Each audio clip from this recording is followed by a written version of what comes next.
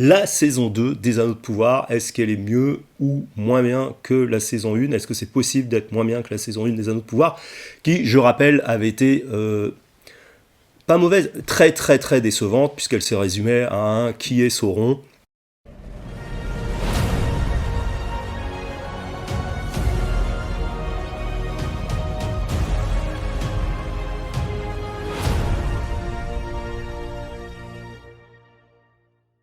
Alors la saison 2, bon, elle est mieux.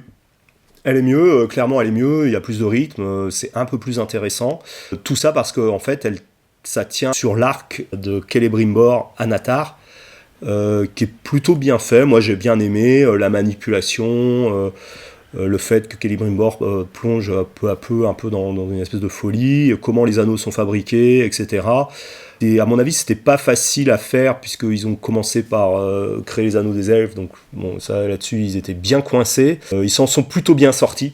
Cet arc-là est intéressant, comme c'est l'arc principal avec celui des nains, ça rend la série, la saison plutôt intéressante. En plus, ils se sont moins dispersés, c'est toujours appréciable. Ils ont essayé de rester concentrés, ça c'est bien. Donc le point principal négatif pour moi, et qui n'est pas forcément lié que à cette série, qu'on retrouve partout dans les films, les séries de fantasy et aussi de science-fiction, c'est le fait que les royaumes en fait sont représentés par une ville, tout simplement, et qu'il n'y a absolument rien autour. Donc les royaumes du Sud, bah, c'est deux pauvres villages sans rien autour. Eregion, bah, c'est une ville avec rien autour, et ainsi de suite. Il n'y a pas de tissu économique vivant dans cette terre du milieu. C'est-à-dire qu'il n'y a pas de population, il n'y a pas d'activité économique, il n'y a pas de flux, de liaison, en dehors de la ville où les gens se téléportent plus ou moins. Et pour reprendre une image, je dirais que en fait, toutes ces villes sont instanciées. C'est une instance. Voilà, c'est dans une bulle, c'est une instance. On a telle ville, tel royaume, machin. Mais il n'y a aucune liaison. Alors pour reprendre, hein, c'est simple. Là, vous avez la ville. Autour, le royaume, il n'y a rien.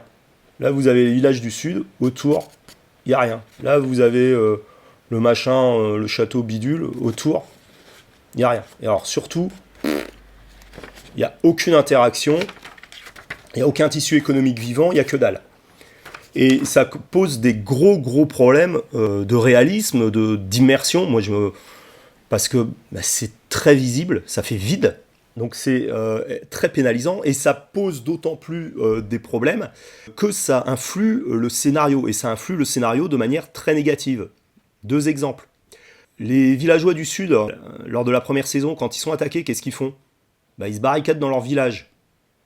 Normalement, tout le monde fuit. Ça s'appelle les réfugiés. Ils n'ont aucune communication avec personne d'autre. Aucune relation économique. Il n'y a rien. Ils peuvent même pas demander de l'aide. La série a tout simplement oublié de tisser des relations vivantes autour du décor qui représente les 4 maisons du village. Et ça, bah, du coup, dans le scénario, ça fait un truc un peu claqué où les villageois essayent de se défendre.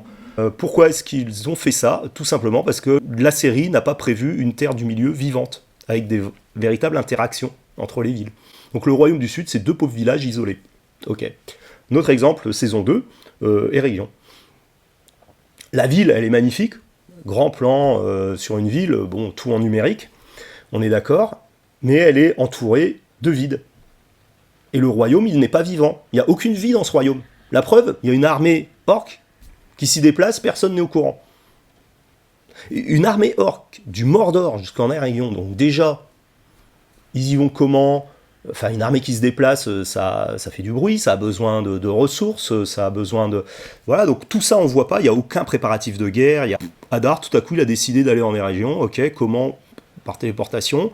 Alors au début, ça peut passer parce qu'on a l'impression qu'ils sont que 50, puis en fait, on se rend compte que c'est toute son armée. Alors on se rend compte parce qu'il y a des points lumineux, plus de 300 points lumineux, mais comment toute son armée peut se déplacer et construire des catapultes, et ils les ont pas trimballés à travers la forêt, les catapultes, et les trébuchets. Donc ils les ont construits sur place.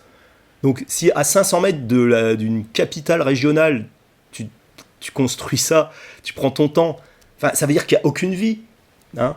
Et je parle pas des problèmes de communication avec le Lindon, où le pont est coupé dans un sens, pas forcément dans l'autre, et on découvre qu'un pont est coupé. Enfin, tout ça, ça rend le monde très vide, instancié. Voilà. Et c'est très pénible. Et on retrouve ça aussi dans les films de science-fiction, où en fait, une planète est résumée à un avant-poste. Mais une planète, en fait, c'est super grand. Laissez-moi vous expliquer ma théorie de la pizza. Et pour en parler, je vais vous expliquer pourquoi est-ce qu'on n'est pas surpris que l'Istar, à la fin de la saison 2, c'est Gandalf. Et en fait, on le savait dès le début de la saison 1, enfin, après le 4e épisode de la saison 1, on va dire. Tout simplement parce que les showrunners, depuis le début du projet, n'ont pas eu les couilles, pardonnez-moi l'expression, de mettre en place des personnages principaux qui ne soient pas des personnages iconiques et hyper aimés et reconnus et connus par ceux qui, notamment, ont vu la trilogie de Peter Jackson. Donc, on savait que c'était un Istar, on l'a su assez rapidement en saison 1, ça ne pouvait être que Gandalf, parce que c'était totalement improbable, vu comment est écrite la série, qui nous mettent un Palanto ou un Mage Bleu qu'on ne connaît pas. Il faut se raccrocher au grand public. Donc ça, typiquement, c'est vraiment un manque de courage, et c'est aussi ne pas croire en sa propre création. C'est-à-dire qu'ils sont obligés de mettre que du connu, que du clin d'œil, et leur propre création est extrêmement limitée. La pizza, pourquoi ? Tout simplement parce qu'une pizza, vous prenez une pizza et puis vous mettez plein d'ingrédients que, à la base, vous aimez bien. Vous aimez le pepperoni, tout le monde aime le pepperoni, hop, on met du pepperoni. Hop, le bacon, allez, on met du bacon. Hop, les ananas, on met de l'ananas. La mozza, on met... Vous imaginez une pizza où on met plein de petits trucs qu'on adore. Parce qu'à prix indépendamment, on aime bien ça. Et puis après, la pizza, on vous la présente et on vous engueule parce qu'on vous dit, bah dis donc, la pizza, vous l'appréciez pas. Pourtant, on vous a mis plein de choses vachement sympas. Ouais, plein de choses vachement sympas. Mais en fait, dans un tout, ça ne fonctionne pas. Donc, les choses vachement sympas, c'est évidemment, on vous a mis Gandalf, vous vouliez un magicien, on vous a mis Gandalf, boum. Vous vouliez un Balrog, on vous a mis un Balrog dès la saison 1. Il sert à rien, le Balrog, dans la saison 1. C'est juste un teasing. Hop, on vous l'a mis. On a mis Elrond, vous connaissiez Elrond, hop, Elrond il est sympa, on l'aime bien, allez hop, on met Elrond. On a utilisé comme perso principal Galadriel, alors que en toute logique on aurait pu prendre le risque, quand on croit en son scénario, de prendre sa fille. D'une part parce qu'au niveau du love interest avec Elrond c'est plus réaliste, puisque effectivement ils se marieront. D'accord, d'une part, et d'autre part, on ne connaît pas, ou le grand public ne connaît pas le destin de la fille de Galadriel, donc éventuellement, on peut être inquiet quand il lui arrive des choses désagréables, alors que là, c'est Galadriel, on sait qu'elle va survivre, on sait elle sera là au 3e âge, elle est. Donc, ils nous ont mis Galadriel, parce qu'il fallait Galadriel, il fallait Elrond, ils nous ont mis Isildur et Elendil dès le début de la saison 1. Parce qu'il fallait ces noms-là qui faisaient la jonction avec, je suppose, qui finira leur saison 5, qui est la bataille de la dernière alliance, de l'ultime alliance, ou peut-être un peu après, ils iront peut-être après pour le destin d'Isildur, j'en sais rien. Donc ils nous les ont mis tout de suite, parce que c'était des noms connus qui étaient dans la trilogie, dans le prélogue de la trilogie. Donc là, on nous a mis des Ents, il faut des Ents, on nous a mis Tom Bombadil, il faut Tom Bombadil. Regardez, on vous met plein de trucs. Il fallait des Hobbits, l'arc des Hobbits qui ne sert à rien, on est bien d'accord, mais les Hobbits c'est sympa. Parce que les gens n'imaginent pas la Terre du Milieu sans Hobbit. Bah si, on peut avoir la Terre du Milieu sans Hobbit. En vrai, si tu restreins ton arc à Anatar, aux anneaux de pouvoir et aux relations entre les elfes, Sauron, éventuellement les nains, rien que ça, t'as de quoi faire une super saison. 2 saisons bien costauds. Et tu rajoutes les nains, après tu peux faire du Numénor plus tard, etc. Petit à petit, tu mets les ingrédients. Là, ils nous ont tout mis sur la pizza en disant régalez-vous, allez-y, il y a plein de choses super sympas. Les Palantiri, quoi. Tout le monde sait ce que c'est, tout le monde aime ça. Alors, ils s'en servent comme pierre de vision, c'est absolument pas une pierre de vision, c'est un outil de communication. Dans le Seigneur des Anneaux, c'est des pierres de vision parce que Sauron en possède un et donc peut communiquer et influencer les autres. Là, bah, il n'y a aucune raison que ça influence quoi que ce soit, mais c'est pas grave, c'est les pierres de vision. Donc on vous le met parce que c'était dans le film. On vous met des nains qui ressemblent à Gimli, quoi. On vous met tout est comme ça. Et après on nous dit bah pourquoi vous n'aimez pas ma pizza? Elle est bonne ma pizza. Bah ouais, individuellement les ingrédients c'est alléchant, mais tout mis ensemble tout de suite dès la première saison, mélangé comme ça avec des prétextes, parce que après ça ne reste que des prétextes de clin d'œil ou d'apparition, bah c'est nul en fait, c'est dommage. Voilà la théorie de la pizza. Le troisième point qui ne va pas dans cette série, ça manque vraiment de grandiose. Tout est réduit, restreint, petit. Les personnages ont finalement assez peu d'envergure. Il y a pas d'héroïsme, il n'y a pas de vertu, il y a pas. Ce qui pour du Tolkien, c'est un peu dur, quoi. Donc on oublie l'esprit de Tolkien là-dessus. On fait vraiment une croix dessus. Ok. Donc on est plus dans dans la série un peu basique. Et ils n'ont pas su saisir une âme, quelque chose de fort. Ça c'est un problème. Mais le problème finalement le plus évident, même pour une série basique, c'est qu'il n'y a pas de grandeur. C'est pas grandiose. Bon, on m'annonce La Terre du Milieu, un des plus gros budgets pour les séries de tous les temps, on veut faire quelque chose de sérieux, je veux du grandiose. J'ai pas de grandiose. Alors, je vous explique, hein, c'est simple. Il y a trois sortes de plans. Vous avez un plan numérique, qui a dû coûter cher, qui est immense, très bien léché, machin, mais bon, c'est du numérique, donc plan large, très numérique. Waouh, la cité de machin, waouh, super, ok. Très bien. Éventuellement, pas toujours, mais éventuellement des fois, vous avez un plan dans un décor où là on sent qu'il y a du décor un peu vaste. Et puis après, vous tapez dans une salle de studio maxi où vous avez deux protagonistes et éventuellement 10 figurants. 20 personnes max à l'écran. On peut faire le pari, 20 personnes max à l'écran. Et du coup, il n'y a rien de grandiose. Et c'est ça pour tout. Donc Numénor, moi j'ai l'impression qu'ils sont 20 Pékins. Et parce que ils ne filment que 20 Pékins. On voit très bien qu'en fait tout est bouché, qu'ils sont que 10, qu'il n'y a aucune qui sont enfermés dans un studio. Et là c'est pareil, ça manque de grandeur. Il y a des scènes qui se passent dans une forêt avec des Ents, une forêt ancienne. La taille des troncs sans déconner, c'est ça. Même le bois par-delà chez moi, il a des arbres plus anciens et plus gros. Là, on parle d'une forêt ancienne. Faut mettre un peu. C'est la Terre du Milieu, une forêt. Faut quelque chose d'un peu grandiose, un peu magique, un peu féerique, surtout quand il y a des Ents. Tu te dis, bah non. En fait, c'est la même forêt. D'ailleurs, c'est la même forêt qu'on voit en plan dans tous les plans de forêt. Il y a un plan forêt qui a été pris et c'est toujours ces arbres d'alignement. Il y a aucune, il y a rien. Enfin, c'est moche. Ça manque de grandeur.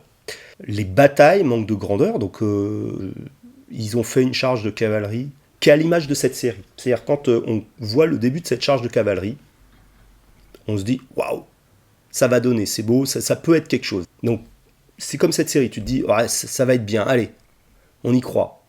Et cette charge de cavalerie, elle fait un flop monumental. Tu dis, ah ben ouais, c'est un peu comme la série, t'attends beaucoup, t'es déçu. Parce que cette charge de cavalerie, elle est arrêtée sur un simple halt, comme ça, mais il s'arrête comme ça. Mais jamais tu peux arrêter une charge de cavalerie comme ça, en fait. Ah, on vous a mis plein de chevaux à l'écran pour faire croire, puis après on a fait un scénario qui fait que de toute façon ça ne servait à rien. Mais on rend même pas la chose crédible, dans le sens où, bon, ok, si tu veux pas attaquer, bannière oriflamme, hop, on suit à droite, à gauche, et on voit la charge qui se divise pour éviter éventuellement le stack, ralentit, tourne et revient proprement. Enfin, comme dans n'importe quel film de charge de cavalerie à peu près correct. Mais là, non, il y a tous les cavaliers qui arrivent, Elrond qui dit halt, alors il hurle même pas, c'est halt, tout le monde s'arrête à 50 cm des orques. Donc autant dire que là, les cavaliers ils sont tous morts, parce que là, tu as perdu l'effet d'impact, hein, on est bien d'accord. Donc c'est totalement ridicule. Bah, il fallait une charge de cavalerie, hein, et on leur a suffisamment reproché la saison 1, la charge toute pourrie. Bon, bah, et là, il en fallait une belle, mais en fait, dans leur scénario, ils n'avaient pas moyen de l'insérer, donc voilà. Ils ont fait de l'image pour de l'image, et ça donne rien. À un moment, ouais, il y a l'arrivée de l'armée des nains. Tu te dis, ah, ok. Encore une fois, on oublie l'arrivée des Rohirrim à Minas Tirith.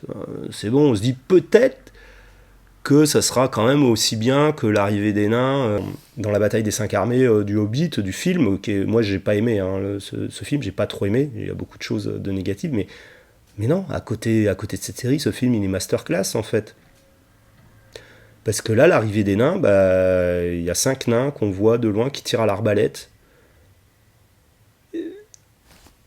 C'est la scène de bataille, la bataille qui nous est montrée, elle est... Alors déjà, il y a Orundir qui revient d'entre les morts, c'est n'importe quoi.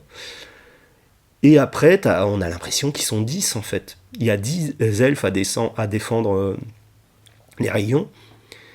Tous les cavaliers, finalement, au final, à se battre, il y a 10 contre 10. Alors, il y a un plan séquence, on nous montre un plan séquence, et alors ça, je pense que ce plan séquence, il a été monté après. Quand il y a eu les critiques en disant ouais ça manque un peu de peps, de trucs, je pense qu'ils se sont dit attends, notre bataille elle est un peu pourrie, on va monter un plan séquence. Le plan séquence il est sympa, mais il est tout seul et en fait il sert à rien. L'ogre, c'est une bonne scène.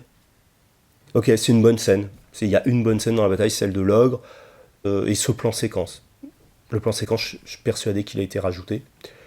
Comme pour les nains, à un moment, quand je dis ça manque de grandeur, à un moment, Durin veut monter une armée pour aller aider Elrond. Il parle à 25 nains dans une pièce studio, quoi. Pour monter l'armée, ouais, pour motiver, oui, oui, oui. Et à un moment, il se tourne et il y a un autre plan où on voit à travers la fenêtre, il y a tout à coup, je crois, 1000 nains. Ouais, mais en fait, ils pouvaient pas du tout entendre ce qui se disait dans la pièce. Mais ça encore, je pense que c'est une scène qui a été rajoutée pour essayer de faire un peu plus grandiloquent. Mais en fait, quand on imagine la différence avec les armées de Saruman, quand ils partent à la guerre ou tout ça, en fait, il n'y a aucune grandeur. C'est-à-dire que les nains partent en guerre, ils sont... ouais, on est 20. Et puis, on vous montre un plan, globalement. Et quand Hadar monte son armée, à Galadriel, déjà, c'est dans le noir. Alors ça, c'est un truc qui m'énerve dans cette série, c'est dès qu'on parle des orques, tout est bleu, dégueulasse, on voit rien. Et là, ouais, on voit des torches, quoi, mais c'est pas impressionnant. Ils sont 200, maxi. Voilà. Moi, ça manque de grandeur. En fait, c'est le jeu des acteurs. Alors, ils sont pas aidés, ils sont pas aidés, je sais pas. Ou comment les scènes sont amenées. Ce qui rend des scènes ridicules. J'ai parlé de la scène de la statue, déjà dans le temple de Numénor, qui n'avait strictement aucun intérêt. Et puis, je parlais aussi de la... Elendil, il dit oui, je vais rester auprès de vous, ma reine, tout ça, bidule. Et elle lui dit tiens, voilà une épée. Et du coup, bah, il s'en va. Et alors, le plan de l'épée, c'est repompé sur le plan du film de Peter Jackson. Le problème du plan de Peter Jackson, c'est qu'il est épique, et surtout que ce choix d'embrasser son destin d'Aragorn, il est rendu épique parce que pendant tous les films avant, il y a eu des petits passages qui expliquaient sa problématique, ses hésitations, en quoi l'épée était quand même chargée d'histoire, en quoi lui, sa lignée était éventuellement maudite par le destin d'Isildur, tout simplement, voilà. Et donc au final, il embrasse dans le dernier film sa destinée, et là, ça a été amené, et le plan est magnifique, et c'est quelque chose. Là, ok, ils ont pompé un plan, mais comme il n'y a pas tout le travail préparatoire, tout le travail de narration préparatoire, on s'en fout complètement. Et du coup, c'est un flop. Et cette épée, je vois pourquoi ça lui fait changer d'avis de se dire, ah bah oui, ok.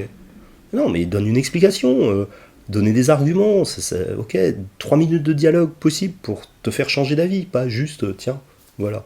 Donc simplement, il a changé d'avis pour que ça colle au script. En fait, les personnages, comme j'ai expliqué, n'ont pas d'opinion ni de vie propre. Ils sont là juste que pour enchaîner des scènes qui rentrent dans la pop culture avec des clins d'œil, des références au deuxième âge. C'est tout. C'est tout. Un autre exemple aussi, vous avez 2, 3 rôles devant, vous avez les figurants, et regardez bien les figurants, derrière, ils sont absolument très mal dirigés. 2 exemples, la bataille dans le temple, je reviens dans le temple de Numénor, la baston entre Kefren et puis Kamel, bon bref, ils sont en train de plus ou moins de s'entretuer, mais personne ne bouge. Et à aucun moment on nous montre quelqu'un qui essaye d'intervenir, qui est empêché par les gardes. En fait, si on regarde au fond, derrière, les figurants, ils sont tous... ils font rien. Autre exemple, quand c'était un petit clin d'œil sympa, c'était sympa de le faire quand l'apprenti forgeronne d'1m50, elfe, devient invisible parce qu'ils ont testé un anneau, et c'est bien d'en parler parce qu'effectivement Sauron et Celebrimbor a forgé des centaines d'anneaux avant d'arriver à ceux qu'on connaît, qui ont parfois des propriétés magiques ou des choses comme ça. C'est pour ça qu'un anneau d'invisibilité en lui-même n'est pas forcément lié à être l'anneau unique. Il y en a différents dans le monde. Donc là, il y a un anneau d'invisibilité, elle devient invisible. La réaction, et puis les figurants, ils restent bien en rond, loin. Et quand Celebrimbor se bat essaye de l'arracher, mais aucun figurant n'esquisse le moindre mouvement. Ils sont tous là en spectateur. C'est dirigé n'importe comment. Il y a quand même un souci global dans cette série, c'est que les personnages, j'ai l'impression qu'ils n'ont pas d'existence propre, ils n'ont pas de personnalité propre, ils ne prennent pas des décisions logiques. Les personnages, on sent qu'ils participent à une mise en scène des endroits les plus sympas ou des légendes les plus sympas de la Terre du Milieu, pour qu'il y ait plein de références, plein de clins d'œil, plein de choses hyper sympas. Le coup de la pizza, mais voilà, plein de choses hyper sympas que les amateurs de Tolkien apprécieront sans doute, parce que on passe à travers des événements. Mais les personnages ne sont pas incarnés, n'incarnent pas leur propre vie. Ils sont juste là pour réciter quelques lignes et puis pour se mettre dans des situations qui font que ça corresponde à l'histoire. J'ai du mal à comprendre la logique des personnages. C'est terrifiant. Notamment la logique de Sauron.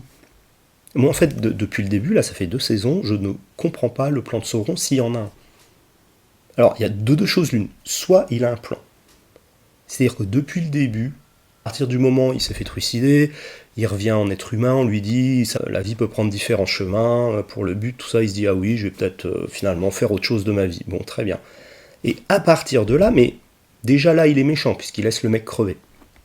Qu'est-ce qu'il voulait faire? Je sais pas. Est-ce qu'il savait qu'il allait récupérer Galadriel? Est-ce qu'il a eu l'idée de faire je sais pas quoi une fois qu'il a récupéré Galadriel, parce qu'il a reconnu qui c'était, il savait que c'était une Noldor direct? Est-ce qu'il voulait aller juste en Numénor et se faire oublier en Numénor? Est-ce qu'il jalousait déjà Numénor? Je ne sais pas.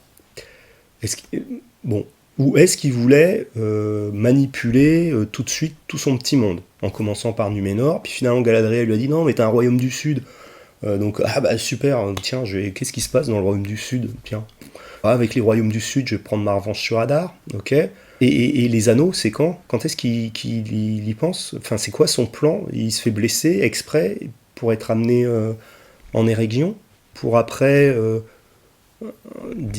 faire copain-copain avec Celebrimbor et essayer de lui faire... Mais comment il sait que Celebrimbor veut créer quelque chose? Je sais pas, il a lu le script. Et donc pour essayer de guérir la Terre du Milieu, enfin, je comprends rien. En fait, est-ce que tout ça s'est pensé? À quel moment il s'est dit, les anneaux, on va pouvoir posséder ceux qui les portent? Est-ce qu'il a l'idée déjà là de l'unique? Je sais pas. Il va réclamer du mithril. Comment il pouvait savoir qu'il y avait besoin de mithril pour faire des anneaux ou un artefact qui corrompt? Je ne sais pas, parce que le mithril a été découvert, lui, il n'était pas là, en fait. Bon, bref. Il n'est pas au courant de l'existence du mithril. Il le découvre quand il découvre Celebrimbor. Bon, admettons, à partir de là, il se dit « Ah, peut-être que je vais faire quelque chose. » Ok. À un moment, il va voir les nains pour avoir du mithril. Ce qui fait une scène qui est un peu ridicule, puisque le père du Rhin 3 dit à son fils « C'est pas moi qui t'ai appelé, c'est lui. » Et en fait, Halbrand, je vais dire Halbrand, Sauron ne s'adresse qu'au père, en fait. Le fils, il sert à rien. Bon, c'est vraiment mal écrit. Hein. Il a besoin de plus de mithril pour faire les anneaux des hommes. Ok, très bien. Et le nain lui dit non. Bon, il revient, et puis du coup, il utilise son sang. Et ça corrompt les... Mais la question, c'est, est-ce qu'il avait prévu déjà d'utiliser son sang? Et dans ce cas-là, il s'en fout d'aller chercher du mithril, c'était une scène qui servait à rien. Ou il n'avait pas prévu d'utiliser son sang pour faire les anneaux des hommes, qui sont quand même... Là, ils les font un peu au dernier moment, il y a plus de temps pour en faire d'autres, hein, on est bien d'accord. Et donc, en fait, il fait un test complètement gratuit en se disant peut-être que ça a fonctionné, j'en sais rien. Non mais c'est du n'importe quoi, en fait. Bref, il y a rien de logique. Ça manque de logique dans le personnage. Moi, c'est Galadriel. Moi, je comprends plus Galadriel, en fait. Si on raisonne les actions de Galadriel, qui sont mises bout à bout, en fait, la nana, elle a permis à Adar de créer le Mordor, grosso modo. Elle a permis à Sauron de trouver un sens à sa vie en étant... C'est elle qui l'a introduit, roi des terres du Sud. Elle l'a amené en Érégion.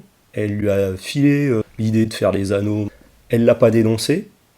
Alors on peut en reparler, mais finalement elle l'a dénoncé à demi-mot sur Celebrimbor, et donc c'est à cause d'elle que l'autre il y est retourné sans problème, et puis a pu manipuler, parce que là, de ce point de vue-là, il n'y avait plus de communication, ça arrangeait bien le script.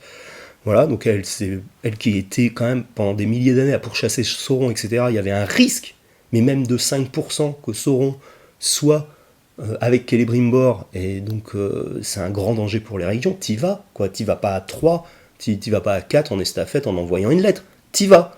T'envoies un régiment, t'envoies 150 elfes avec Galadriel et dire à Celebrimbor, non, c'est Sauron. Bon, donc grâce à elle, il est avec Celebrimbor, il a les anneaux, il fait les anneaux, tout va bien. Grâce à elle, non mais c'est génial. Grâce à elle, l'attaque d'Elrond était vantée parce que, comme une conne, je suis désolé, elle le dit à Adar, Elrond va venir, machin. Ok, elle refuse de l'alliance, mais par contre elle dit qu'Elrond va venir. Enfin, si jamais tu t'abats tes cartes en refusant quelque chose, quoi. C'est pas possible, elle est complètement débile. Et puis, elle récupère les anneaux des hommes, grande nouvelle, et comme elle est con, et ben, elle se les fait piquer. Alors que, en fait, pour éviter que son anneau s'en aille, elle se jette, elle aurait pu tout à fait partir aussi avec les anneaux des hommes. Donc, en fait, c'est rien foutu, mais en fait, grosso modo, s'il y a le bordel, et si Sauron devient puissant, c'est la faute de Galadriel. Alors là... compréhension de Tolkien, je sais pas. Moi, j'ai un gros souci avec ça, quoi. C'est terrible. C'est terrible, mais tout est de sa faute. C'est tellement... Comment c'est monté, tu te dis, mais elle est trop con. Voilà. Galadriel est con. Nous allons parler un petit peu plus en détail des arcs de cette saison 2. J'ai commencé par... c'est l'arc d'Isildur. Isildur, dans cette saison, il sert à rien. C'est un arc absolument sans intérêt, c'est-à-dire qu'il n'apporte rien. On a vraiment du mal à s'imaginer que ça va devenir un grand roi humain. Tout ce qui lui arrive, on le voit venir très rapidement, et ça n'apporte rien à l'histoire. Donc c'est pour mettre des ents, ce qui n'apporte rien. On les voit un épisode, il se passe, c'est sans intérêt en fait. On les voit peut-être 2 minutes, mais ouais, on a vu des ents. Et en fait, Isildur, on s'en tape un peu. Il y a Théo en plus dans cet arc. Théo, il est nul. Alors, pour dire comment c'est bien écrit, le gars, c'est un ado qui est le fils de l'herboriste d'un village. Il arrive à Pélargir et il est proclamé seigneur de Pélargir tout à coup. Je sais pas. Pourquoi ? Est-ce que c'est crédible ? C'est quoi cette série ? Voilà. Bon. Pélargir qui est plus qu'un village de bouseux. Après, Bronwyn, elle est morte. Bon, elle est morte hors champ. Après s'être évertuée à l'avoir fait ressusciter environ 3 fois dans la saison 1, elle est morte hors champ parce qu'elle en avait marre du projet, quoi. Mais ça montre bien que c'est pas bien ficelé leur histoire. Autre arc assez décevant, c'est celui de Numénor. Numénor, moi j'arrête pas d'être déçu par Numénor, hein, vous l'avez compris aussi dès la saison 1. Je suis pas déçu par l'aspect visuel, le parti pris de l'aspect visuel de la ville. Je trouve que c'est beau, c'est un côté Atlantide, un côté méditerranéen grec qui me plaît beaucoup. Par contre, je suis déçu par le fait qu'il y avait tout à écrire et que globalement, on se rend compte que les showrunners n'ont strictement aucune imagination, aucune idée et ne savent pas écrire une histoire. Donc Numénor, il y avait tout à faire et ils arrivent à le foirer. C'est mal filmé, Numénor c'est mal filmé. Ce qui m'énerve clairement à Numénor, c'est qu'ils sont toujours 20 pégus. Alors on ne voit plus Las Palais, il a dû disparaître. Encore un acteur qui a disparu entre les 2 saisons, mais ils sont 20 pégus. Il n'y a aucune notion de grandeur. Si, il y a les décors de loin, quand c'est en numérique, il y a les notions de grandeur, et après il n'y en a plus. Tout se passe à la taverne de Numénor. Non mais sans déconner, j'en avais déjà parlé lors de la première saison. Tout se passe à la taverne. Les gens, ils n'ont pas de chez eux. Il y a une taverne à Numénor. Donc, en fait, on se rend compte que Numénor, il y a 3 lieux de tournage. Il y a 3 décors studios et tout se passe dans ces décors studios, quoi. Et donc, même Pharazôn et les complots ou les discussions politiques très importantes se passent à la taverne de Numénor. Mais d'où, quand, comment, pourquoi, on ne sait pas. Le plan, s'il y en a un de Pharazôn, c'est mal écrit. Alors que Pharazôn, dans la saison numéro 1, c'est quand même le mec qui est peut-être le plus cohérent à Numénor. Mais il faut qu'il devienne méchant. Donc ils le font devenir méchant. Bon, son fils, c'est vraiment le mec la tête à claque qu'on a envie de taper. Il y a une scène dans le temple qui est assez grotesque. Bon, déjà, ils disent tout à coup, il faut évacuer le temple, on va construire un aqueduc. Oui. Ok, ils le font en pleine cérémonie, genre ils vont construire l'aqueduc ce soir, là. Bon, bref, c'est un peu... Et il y a toute une scène avec la statue, alors que le gars pouvait très bien la prendre lui-même, le fidèle, il prend, désolé, je prends la statue, on s'en va, on vous laisse, je prends mon idole, quoi.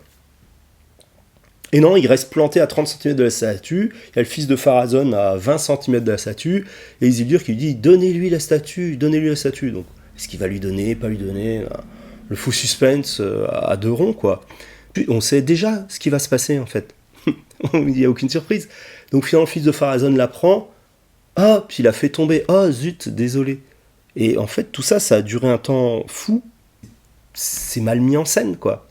Et puis, on a la fois où l'autre, je ne sais même plus comment il s'appelle, parce qu'on s'en fout de son nom, se fait tuer. Mais tout est capillotracté.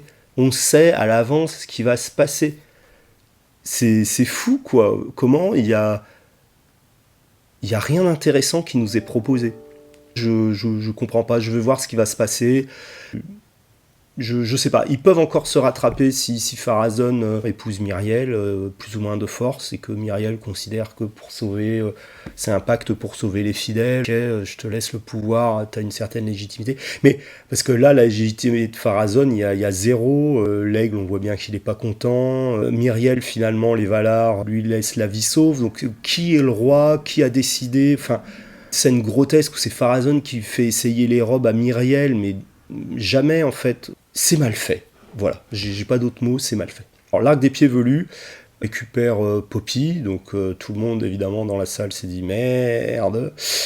Et puis, il apporte rien non plus, sauf qu'il découvre les Fortos, qui sont des genres de hobbits, pareil qu'eux, mais qui sont pareil qu'eux, sauf qu'ils vivent dans des grottes. Voilà, la seule différence... Aucun intérêt, le perso, c'est Mickey Mac, ou je sais pas comment il s'appelle, qu'elle rencontre en premier, et très honnêtement, on dirait un perso de Disney, de dessin animé de Disney, enfin, et puis il y a un love interest. En fait, à chaque fois, ils nous pondent un love interest, Isildur, Arondir, et puis là, maintenant, Poppy, et puis machin, enfin, c'est insupportable, en fait. C'est vraiment telenovela, quoi. L'arc avec l'étranger, tout simplement, ils nous ont fait le même coup qu'en saison 1. Qui est donc l'étranger? Après nous avoir donné 150 milliards de clins d'œil, eh ben, on sait que c'est Gandalf. Enfin, ils nous disent finalement, je m'appelle Gandalf. Bon, c'était obligé que ce soit Gandalf, hein, j'explique pourquoi. Et donc on a mis une saison à savoir que c'est Gandalf, super, c'est passionnant. Franchement, non, en fait. Et il y a eu l'apparition de Dom Bombadil, c'est sympa, ok, mais enfin, concrètement, ça apporte rien. Les hommes avec la malédiction de la chair, on les voit 2 minutes et ça sert à rien non plus. Je cherche encore l'intérêt de tout ça, je ne le trouve pas.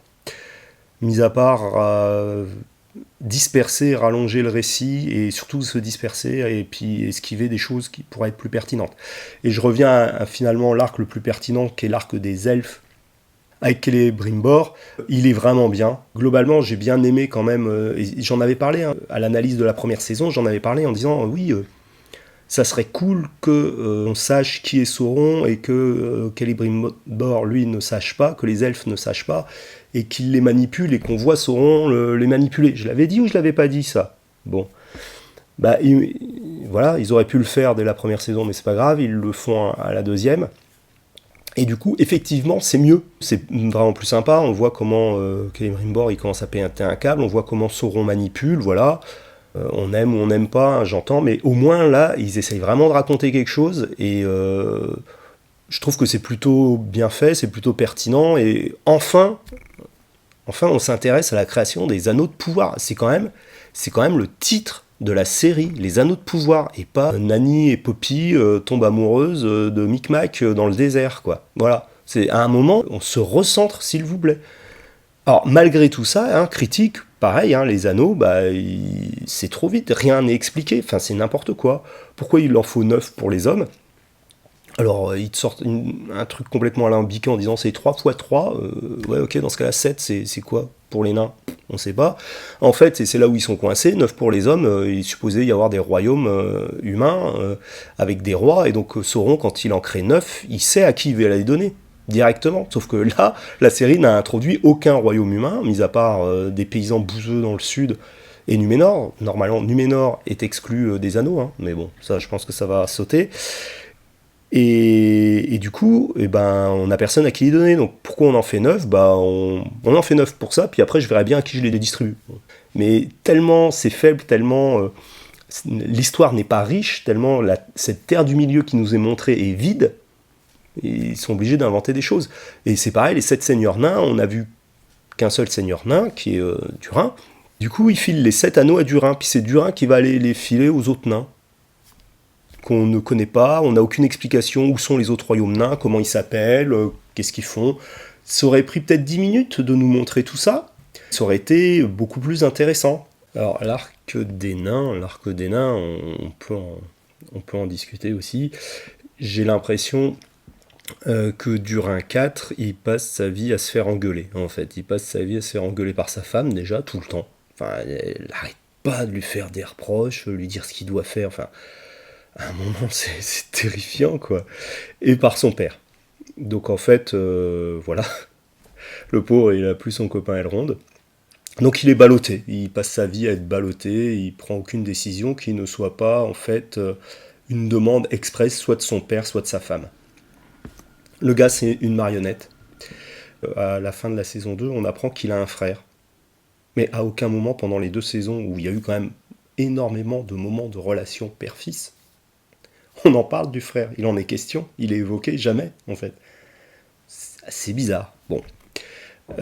Moi, je sais pourquoi ils l'ont mis, le frère. C'est parce qu'il va falloir répartir les anneaux des nains, tout simplement, et qu'il va bien falloir qu'il y ait un peu de bataille, entre guillemets, interne, entre qui va prendre le pouvoir, qui va utiliser les anneaux, qui va prendre les anneaux. Bon, les nains, ils ont tous pris les anneaux, ils sont pas corrompus, en vrai... Les nains sont résistants à la corruption, ça leur donne juste une soif d'or, et même Tin, Balin, enfin les nains qu'on connaît qui sont au 3e âge, ils avaient leur anneau de pouvoir, donc finalement c'est pas ça qui va en faire des specs, donc j'ai envie de dire Durin 4 peut parfaitement choper un anneau. Je ne comprends pas pourquoi l'anneau fait devenir aussi fou, aussi vite Durin 3. Et lui donne cette soif. Bon, il fallait un peu exagérer, accélérer les choses. Voilà, on verra bien ce qui va se passer chez les nains, mais clairement, il y a quelque chose qui m'énerve aussi. Disa, je ne peux plus la supporter celle-là, c'est que à un moment, il faut aller chercher du mithril, de lui, hop, oui, il faut faire l'accord avec les elfes, et puis après, bon, de 20 mètres à côté du marché, elle a vu de l'eau bouger, donc ça, il faut plus aller chercher du mithril.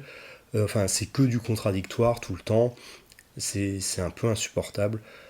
Alors, on vous a montré, oui, partie de la pizza, on vous a montré les portes de la Moria. Vous avez vu les portes de la Moria? Bon, bah, on les a vues en maquette, posées dans une salle, super. Il n'y a rien eu autour, mais il fallait le montrer. Alors, du coup, ils ont salopé l'histoire des portes de la Moria parce qu'ils ont fait un clin d'œil. Ils l'ont intégré dans une histoire qui n'a ni queue ni tête, et finalement, on n'en saura pas plus. Et j'ai un peu peur que ce soit comme ça pour tout le deuxième âge.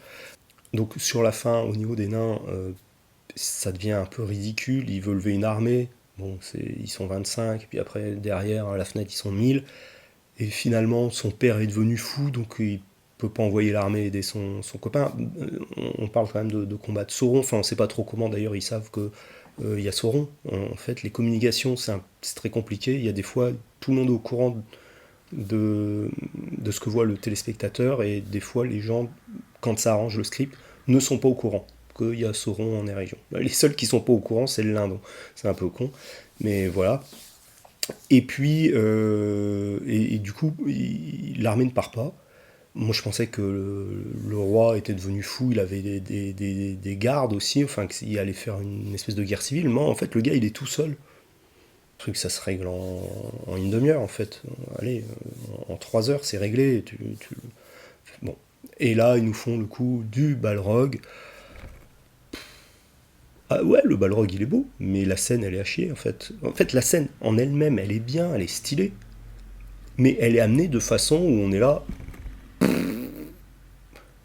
La scène du Balrog dans la communauté de l'anneau, elle est amenée, on ne voit pas tout de suite le Balrog. Il y a d'abord la musique, il y a la fuite, il y a juste la lumière, il y a la flamme, il y a les gobelins qui se barrent. Tu te dis, putain, il y a un truc, il y a un truc de fou qui arrive, quoi. Elle dure, en fait, et on ne le voit pas, mais il y a la présence. Donc, il y a un but, il faut essayer d'échapper au Balrog. Le but, c'est pas d'aller le combattre, non, on essaye de l'échapper. Bah, il apparaît, on essaye toujours de l'échapper. Puis à la fin, Gandalf se dit, bon, là, pour sauver la communauté, mon heure est venue, c'est mon destin, vous ne passerez pas. Si les showrunners avaient fait la communauté de l'anneau, ils nous auraient balancé le Balrog, boum, comme ça, et puis Gandalf, tu ne passeras pas. Et, bah, ça aurait été beaucoup moins classe. Sans parler que là, évidemment, il y a des repompés avec le fouet qui prend le pied, voilà, le clin d'œil ridicule, et Durin qui décide d'aller fighter le Balrog. Et, évidemment, il a strictement aucune chance. Sa hache contre une lame de Balrog, il y a zéro chance. Je comprends pas l'intérêt. Et puis du coup, ben, son fils se barre, bouche la cave, et puis voilà, qu'est-ce qui se passe? C'est fini, il n'y a plus rien, il n'y a plus de danger, tout va bien. C'est quoi? C'est quoi le. Bon, il y a pas d'intérêt. Tout ça, ça a été amené. Fallait une scène sympa qui dure 35 secondes avec un balrog, et puis un espèce de combat qui dure 10 secondes avec le balrog, et hop, on élimine un perso. Ça savait plus trop quoi en faire du père, il devenait gênant, et maintenant on va passer à la guerre de succession. Très bien, merci, au revoir. Hadar, il passe sa vie à relâcher ses prisonniers. Il a relâché Arondir, voilà, pour porter un message. Bon, il sert à rien, voilà, mais ça permet de faire du scénario. Il a relâché Albrand pour. De toute façon, il va en Eregion pour aller taper Sauron, donc parce qu'il sait qu'il est vivant. Bon, voilà. Hop, il veut relâcher Galadriel. En fait, dès qu'il chope quelqu'un, il veut le relâcher. Sympa, Hadar. Alors par contre, la trahison d'Hadar, faut que j'en parle, ça aussi ça m'a énervé. Le mec, il sait qu'il y a Sauron. Le but, c'est quand même d'aller le choper et de le tuer. Et tout à coup, autant où il est au niveau de la bataille, il est dans les premières lignes, il tue Arondir, tout ce que tu veux. Enfin, il tue, non, malheureusement, il tue pas Arondir, mais bon, bref. Il capture les gens, et à ce moment-là, bizarrement, il est téléporté dans la forêt en train d'avoir plein de réflexions à partir du moment où il est à l'anneau. Sauron l'intéresse plus. D'où, quand, comment. Et donc il laisse 3 Pékins orques essayer de trouver Sauron déjà, et puis de le convaincre ou de le maîtriser. Comment tu peux penser ça? Comment tu peux faire ça? Et puis alors du coup ça a été finement montré, parce qu'on le savait des épisodes du coup avant, puisqu'on voyait Gluck qui plan sur Gluck qui commence à se dire que Hadar pas cool, parce qu'il va falloir qu'il sacrifie un peu la guerre, c'est moche. Donc ok, donc pas cool, du coup Sauron mieux. Et puis je trahis Adar. Alors pourquoi lui? Alors ils étaient trois, et puis du coup c'est l'ensemble de l'armée orque qui suit. Enfin, ellipse. Voilà, on ne sait pas comment Sauron s'est débrouillé, ça embêtait tout le monde. On savait qu'il y aurait la trahison, on savait de qui elle viendrait, mais en fait, c'est pas bien amené, c'est pas bien. Pourquoi il est 10 km derrière les lignes de front alors qu'il a son plus grand ennemi qui est devant, qui est présent? Je ne sais pas. Parce que ça arrange le scénario, ça lui permet de blablater avec Galadriel, et puis du coup après de se faire tuer. Il n'est pas avec ses hommes. Oh, quel dommage, il envoie les seuls orques qui étaient un peu déçus de son commandement pour essayer de choper Sauron, le maître de la manipulation. Mais en fait, Adar, il est con. Parlons un petit peu de la saison 3, qu'est-ce qu'on attend de la saison 3. Notez que pour parler de la fin de la saison 1, j'avais quand même parlé de la manipulation de Sauron, ça serait cool, etc. On l'a eu. Donc, mettons-nous à rêver. Les showrunners m'écoutent. Je leur dirais de changer de métier déjà. Non, alors, tout simplement, je pense que ça va s'articuler sur, malheureusement, Numénor. Je dis malheureusement parce qu'à la base, ça serait ce qui serait le mieux. Mais vu comment est traité Numénor, j'ai peur de la catastrophe. Donc ça va être Numénor, parce qu'à un moment, il faut quand même qu'il monte en puissance. Ça prend du temps, mais il faut qu'il monte en puissance. Il faut que les choses se décident un petit peu. L'arc des nains, parce que là, on a finalement aucun anneau au doigt d'aucun nain, tel qu'il en est. Donc j'espère qu'on va enfin voir des royaumes nains, et puis faire un Game of Thrones, mais façon nain, ça peut être sympa. Et bien alors là, on a les 9 anneaux des hommes. Alors bon, on se doute bien que le fils de Pharazôn va en avoir un, mais pour l'instant, il n'y a pas de royaume d'hommes, donc j'en sais rien, ça risque d'être... voilà, j'ai peur qu'il... En fait, moi, ce qui me fait peur dans cette série, c'est qu'il sabote à peu près tous les grands récits du deuxième âge, parce qu'ils vont vouloir absolument les mettre à l'écran, donc ça va être torché avec des idées un peu loufoques, au lieu de se concentrer sur une thématique, quoi. Les anneaux sont créés, on parle des anneaux de pouvoir, donc l'anneau unique, ce qui va arriver, saison 3, la fin de la saison 3, l'anneau unique, je vous le dis, il est créé en 2 minutes chrono. Voilà, c'est fini. Ok, très bien. Après, qu'est-ce qui se passe dans l'Est, là où Gandalf a dit lui-même qu'il n'était jamais allé? C'est ça qui est fantastique, qu'on ait Gandalf dans l'Est alors qu'il a dit lui-même qu'il n'y est jamais allé. On n'a pas les droits. Oui, mais ne pas avoir les droits, ça ne veut pas dire ignorer totalement les récits. Vous avez le droit de les lire, de les comprendre et de les intégrer en fait dans votre schéma et dans votre scénario en fait. Quand Gandalf dit je ne suis jamais allé à l'Est, ne l'envoyez pas à l'Est. Voilà, tout simplement. Bon, alors donc on a Gandalf et puis l'autre c'est qui? Alors si c'est Saruman, mon dieu, mais oui en fait les indices concordent pour dire que ça serait éventuellement Saruman puisqu'ils sont incapables de créer des personnages consistants. Il faut qu'ils mettent tous les héros que les gens connaissent dans leur espèce de mixeur pour faire leur cocktail. Voilà, moi je suis très très intrigué et très passionné par ce qui va arriver à Théo et Isildur. Non, je déconne. Est-ce qu'il va se lever une nouvelle meuf? Qui sait? Et puis, ouais, donc les nains, Numénor. Ça peut être sympa. La fondation de Fond-de-Combe. Alors, un truc quand même, ils ont fini la saison 2 avec 4 elfes, dont Arondi, on ne sait pas trop pourquoi, avec le roi elfe qui lève une épée. Bon, c'est pas forcément une attitude hyper elfique, mais bon, c'est pas grave. Et dans un plan qui pue le fond vert et qui est avec des couleurs hyper saturées, mais hyper saturées. On passe du gris des batailles, vous savez, ce bleu-gris où on voit jamais rien, et là, un truc, c'est sursaturé. Et 20 elfes, ouais, le peuple elfe, il n'y a plus que 20 personnes. D'où, comment, pourquoi ils sont arrivés là, on sait pas, enfin c'est un peu... Bon, on se doute bien qu'il va y avoir la fondation de Fond-de-Combe par Elrond, ça peut être intéressant. Puis à un moment, Galadriel, il va falloir qu'elle fonde aussi son royaume, qu'elle retrouve son mari, qu'elle fasse quelque chose. Je sais pas comment ils vont faire. Mais ça va plus être les arcs principaux. Je pense que l'arc principal, ça va être les nains et Numénor. Non? À vous de voir. Est-ce qu'on sera encore en vie pour voir ce chef-d'œuvre? Je sais pas, j'espère. Je le souhaite à tout le monde.